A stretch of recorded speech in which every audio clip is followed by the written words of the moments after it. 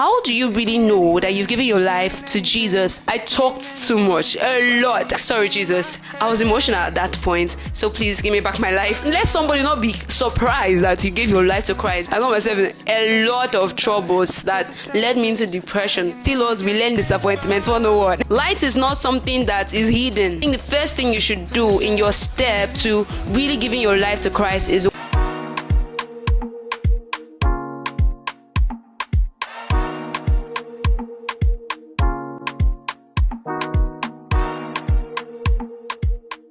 Hey my family, and welcome back to my channel. It's your girl Precious Ogo. Once again, if this is your first time here, make sure you like, share and subscribe to the channel. Alright, let's get started. In today's video, we're starting with the Love Mantra series. Of course, I told you I'm a faith-based content creator, and we'll be talking about Christian content in this video. So, based on our first series, we're going to be talking about what to actually do after you've given your life to Christ. Most of us have gone through the, countless giving your life to Christ series, and then we don't forget about the behind the scenes, because I think one of the reasons why we do give our lives to Christ at the moment with the atmosphere most times is because of how the energy transfer of a certain, atmosphere in church, at a crusade, how the message hits you hard, and then you get emotional and you're like, man, I need to give my life to Jesus.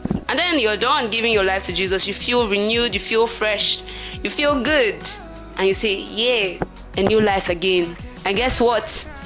Once you're done with that season, and it's as if that energy transfer is just over, it's as if we start all over again from where we picked our lives from, and we'll be like, sorry Jesus, I was emotional at that point, so please give me back my life. Well, that was the case for me until I made the decision, and that is what I want you to do, because somebody had asked me this question, as sensitive as it is, asked me, how do you really know that you've given your life to Jesus? And I realized that this is what most people don't know about. I gave my life to Jesus countless times before I really gave my life to Jesus, and I had to make the decision.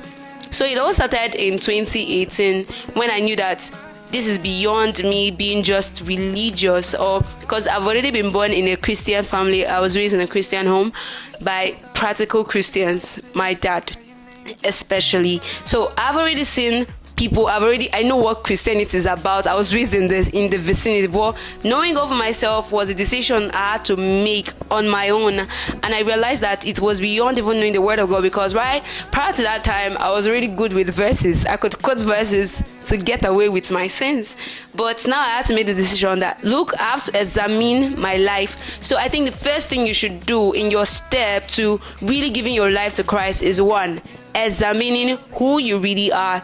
Tell yourself the truth. You know that this is a channel that only deals with the truth and nothing less than the truth. So I had to tell myself the truth. And one of the things I discovered about myself that I'd actually been living in self-denial about was that I lied a lot. And that was something I did not want anybody to actually confront me about. But I had to tell myself the truth, that I was a liar, and I had to do something about it. At that moment, I could say I was a teenager, quite alright. I gave my life to Jesus at the age of 16, but at that point, I already felt like I already gained a PhD in lying. Every type of lie, the bald head lie, detective lie. I know, but I just had to tell myself that I had to really be a Christian for real, because my friends knew I was a Christian, but that was just like, a religious status, because they knew I still lied out of everything. Even my good morning was a lie. Just check it out somewhere. So I had to make the decision. I discovered that I had to ask myself the reason why. Now, when you're done with the examination of your life and telling yourself the truth, the next thing you have to do is ask yourself, what is the root? What's the root of this life I'm living? And I realized that the root of my own life and my life of lie was to seek validation. I wanted to seek validation. I wanted people to see me. I wanted to belong. But guess what? While I was trying to belong, I actually got lost in the end. I got mocked, I got laughed at. And many times, even when I was thinking I was laughing with the associations I was trying to belong to, I realized later that I was being laughed at and I was even ignorant. I thought I was deceiving people, but I was actually deceiving myself. So I realized that I had to find my self-importance now the other way around. My self-validation was no longer in people. My self-validation was rather in God. And if He tells me that I'm wonderfully made, according to the book of Psalms, you're fearfully and wonderfully made. I had to believe it and I had to work towards it. And I realized another thing about beyond, we're talking about the whys now, why you do what you do.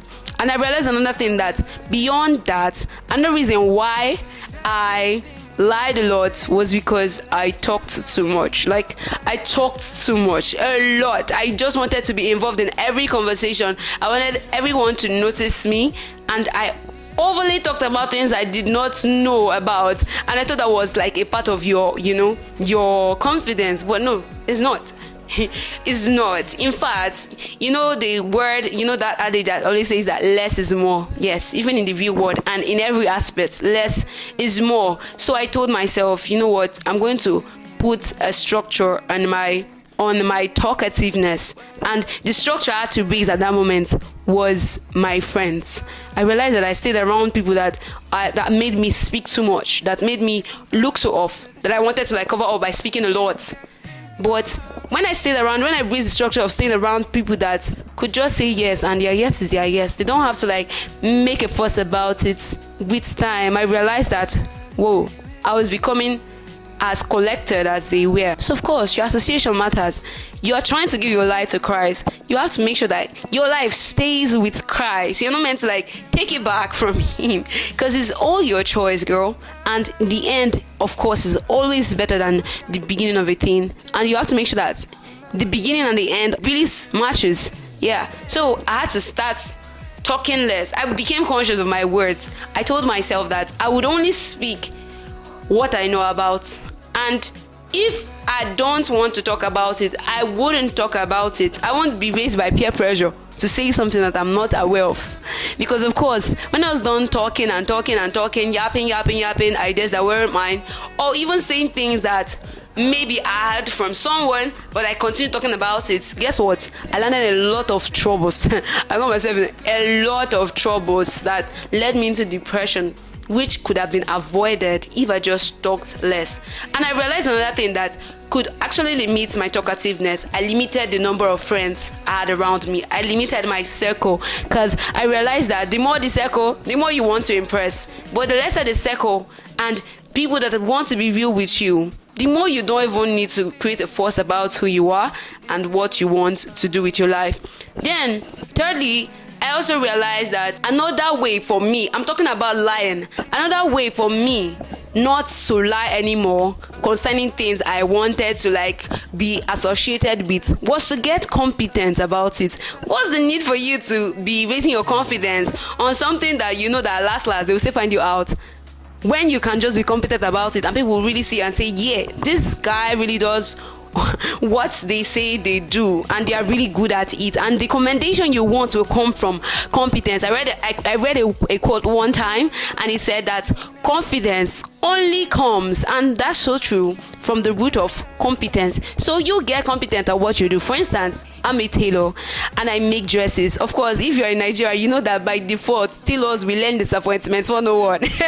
But for me to actually stay true to my Christian values, I had to learn how to really do things, schedule myself, so that when I say come pick your dress, I'm not going to be lying. I'm not going to be telling you I'm sick. I'm not going to tell you that I traveled. I'm not going to say anything that's going to be off. When I say yes, I say yes, and you know that yes, this is integrity of it. And guess what? It does not only validate those who walk around you. It doesn't just validate you, it validates those who are with you. They trust you so much, believing that yes, she's a Christian, and her yes is a yes, her no is a no. And when they see my work, I put in the work, even if it has to be midnight, to make sure that the name of God is not tarnished. I would like to read something before I round up. Yes. So we talk about Jesus, giving your life to Jesus. So I'm going to refer back to John chapter 1 verse 1. I want to tell you something that Jesus did that was profound, and the reason why the beginning, if you notice something, I am wearing the love mantra, and this is the dress I made, and it was just to reflect the fact that God so loved the world that he gave his son to die for you and I, and you shouldn't neglect the fact. So one thing I want us to actually realize is from this John chapter 1 verse 1. He said, in the beginning was the Word, and the Word was with God, and the Word was God. He was in the beginning with God. All things were made and came into existence through him, and without him not even one thing was made that had come to being. In him was life, and the life was the light of men. The light shines in the darkness, and the darkness did not understand it or overpower it or appropriate it or absorb it. Why? Because there is something called light. Light is not something that is hidden. That's one thing. He said that darkness could not comprehend it. So we're expecting that when you give your life to Christ, you don't just hide it. Let somebody not be surprised that you gave your life to Christ because your actions and your lifestyle is not synchronizing with it. So let the light actually shine through your darkness, and let darkness not be able to overpower it. I know you've learned one or two. If you are happy and you're excited and you've reached this stage of this love mantra series, I want you to press the like button. And of course, please subscribe. If you're yet to subscribe again, please subscribe. Subscribe to this community. We have a lot of content, valuable contents to share. Until then, my family, bye-bye. Thank you. Because everything means nothing if I